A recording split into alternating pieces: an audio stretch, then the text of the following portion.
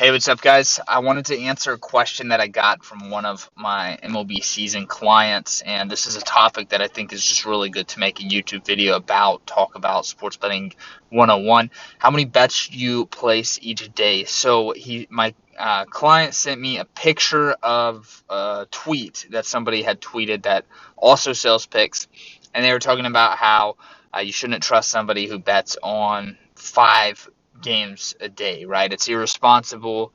I don't really know what their angle was, but you've heard it before. I've heard other people say this. I've heard people that sell picks use this kind of, I don't know, to talk crap on other people that sell picks or other people that make sports betting predictions online. And I guess it's a way, talking crap about others is a way that they give themselves credibility. I don't know. People buy picks from them. Maybe it works. Maybe it doesn't. I don't know what the strategy is. I'll give you my opinion and I'll give you the real true answer.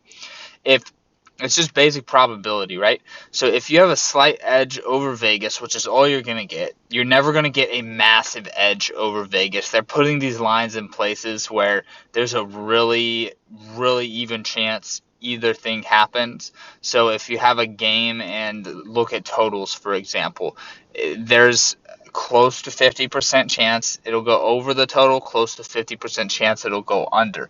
Every now and then you'll find a total where there's a 54, 55% chance that it will go on a certain side. That's when you should place a bet. That's when you found value, right? Now think about it. If I have a 55% chance of winning a bet, because I've done all my work, all my research, and I have handicapped that game and I've found, wow, there's a 55% chance this will win, 45% chance it'll lose. There's still a 45% chance it'll lose, right? So it's kind of similar to the roulette wheel. If you go and you bet $10,000 on red, you have I don't know what the percentages are. I don't have roulette wheel memorized, but there's a slight edge that the casino has over you, right? Now, if you go and bet 10,000 on red one time, you have, say, a 46% chance of winning, something around there, right? Just under 50%. There's a real chance that it could land on red and you could walk away $10,000 richer.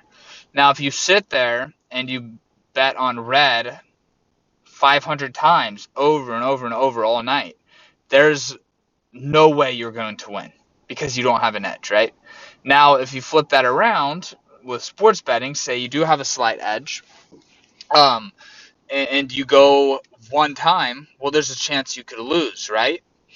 But if you go 10,000 times with a 55% edge, you're going to win long term. You're going to win. So if you feel that you have a 55% edge, you should actually be betting as much as you can. Now, I will say, with like MLB, for example, these books are not, there's not a ton of deficiencies in the lines. So it's not like there's value in every single game across the board. So if somebody's betting on every single baseball game, there's no way they're finding an edge in every single game. Hopefully that makes sense. So I can see how you would want to limit your action or limit what your bets are.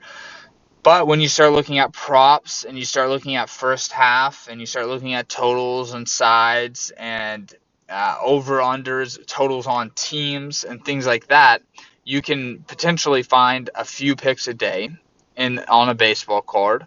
A college football card, you can definitely find 5 picks on that. But if you have a 55% edge, well, then you're going to want to get as much action down as possible in as many different bets.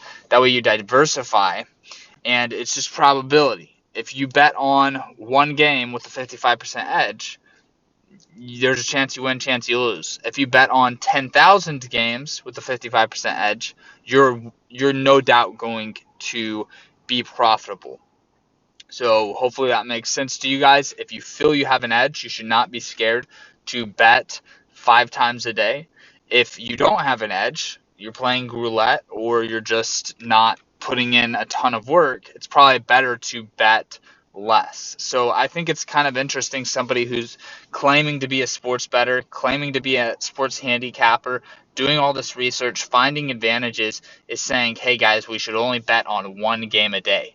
Well, if you're so good at finding deficiencies in the market and you're so good at finding value, how are you only going to bet on one game a day? That means you would literally only bet 365 games a year. 365 bets is such a small sample size. Even if you have an edge, if you have a 55, 56% edge, you still could lose over a sample size of 365. So I feel like if you have a slight edge, you want to bet on thousands of games. And over the course of the year to do that, you're going to have to bet on multiple games each day. So that's just my opinion on it. Also, I just listened to a podcast on my commute. I started a few days ago, and I actually sent it to the client that asked me this question. I actually don't know his name. I think it's Steve Krakenberg, the bigger dude that's from Action, the documentary on Showtime. And this dude, he doesn't even watch the games that he bets on. He's a professional sports bettor, doesn't even watch games. Takes emotion completely out of it. Even me, I have emotion because I watch the games. I get fired up while the game's going on, I have fun doing it that way. But this guy doesn't even watch the game. He doesn't even know how things happen.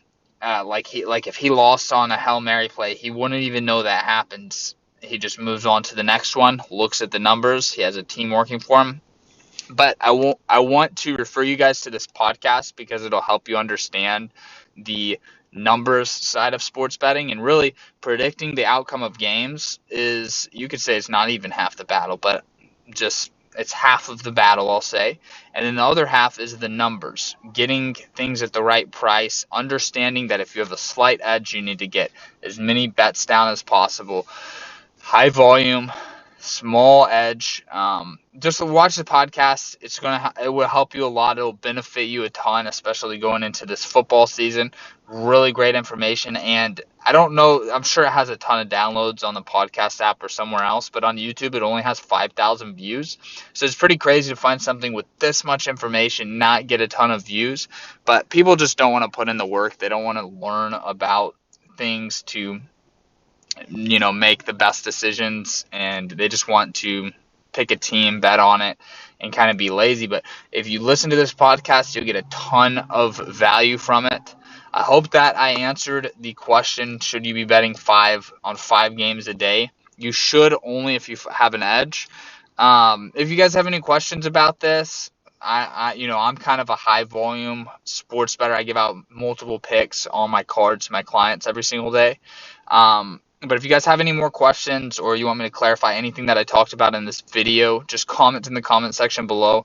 Let me know what your take on it is. If you think you should bet on a ton of games, if you think you should bet on 1 game a day, I'd love to hear y'all's opinion and y'all's stance on it. Thank you for watching this video. Thanks for watching to the end. Thanks for supporting me on this YouTube channel. Have a great day, guys.